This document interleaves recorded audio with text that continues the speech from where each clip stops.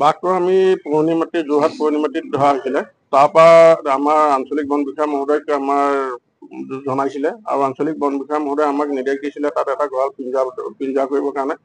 আমি গঁৰালটো লৈ গৈ তাত আজি 3 দিনৰ আগত আমি তাত পাতিছিলোগে আৰু আজি ৰাতিপুৱা ঠিক 3টামান বজাত বাঘটো পিঞ্জৰাবদ্ধ হয়।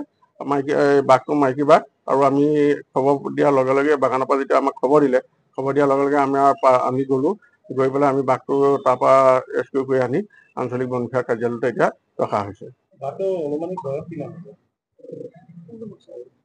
4 বছৰমান হ'ব বয়সটো।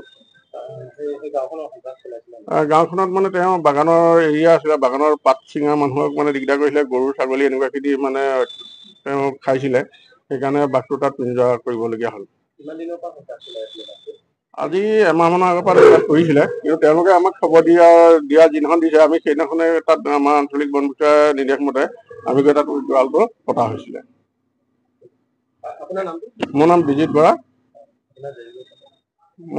বৰা। ফৰেষ্টাৰ 2।